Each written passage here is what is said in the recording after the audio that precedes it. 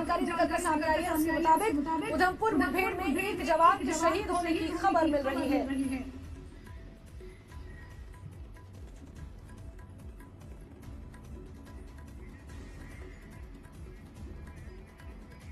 Retired brigadier Dhiman sir इस वक्त मेरे साथ फोन लाइन पर जुड़े हुए हैं। विजय धीमान सर, कैसे देख रहे हैं उधमपुर की बसंतगढ़ की इस मुठभेड़ को, जिसमें अभी अभी हमने एक जवान को भी खोया है?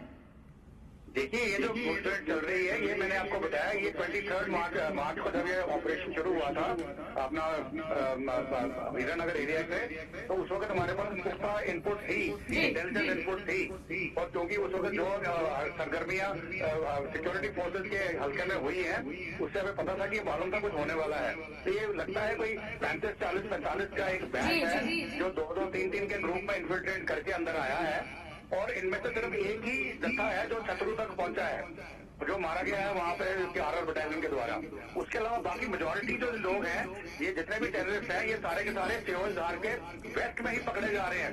इनमें से अभी तक सेवजधार क्रॉस करके एटलीस्ट हमें पता नहीं है कि किसी ने सेवजधार क्रॉस की है, क्योंकि जितने भी इनकाउंटर्स हो रहे हैं वो या तो हो रहे हैं दुदू बसंतगढ़ एरिया में जो अभी चल रहा है, साथ में कुछ सर्चेज चल रही है मछेड़ी एरिया में, कुछ सर्चेज चल रही है हरनास में, और इसी तरह रिजौरी पुंछ में भी चल रही है। तो ये जो तीर पंजाल और सेवजधार की जो पूरी बेल्ट है चंबा तक, अभी तक जो हमारी सिक्योरिटी फोर्सेज है, इस ग्रुप में से उन्होंने इनको क्रॉस जाने नहीं दिया है।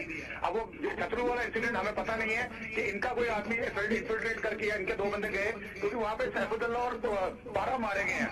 सैफुद्दौला और पारा जो 2 टेररिस्ट थे ये जैश के, इनके ऊपर 5-5 लाख रुपए का इनाम भी था।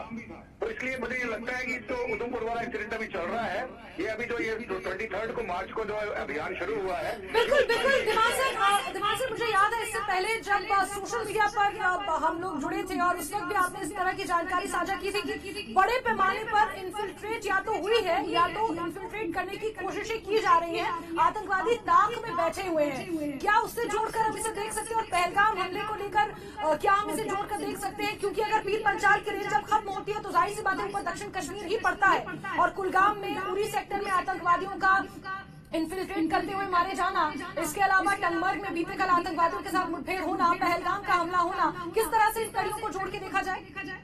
देखिए, मेरा ये मानना है कि जो भी एनकाउंटर जो चल रहा है उधमपुर के अंदर दुदू बसंतगढ़ एरिया में, ये वाला एनकाउंटर ये अलग एक जत्था है, और दूसरा जो तराल फॉरेस्ट में छुपा हुआ था जो इन्फिल्ट्रेट किया है शायद अपना 28 डिवीजन सेक्टर से या बारामूला से या कुपवाड़ा सेक्टर से, ये अलग लोग हैं क्योंकि इनकी टैक्टिक्स डिफरेंट है।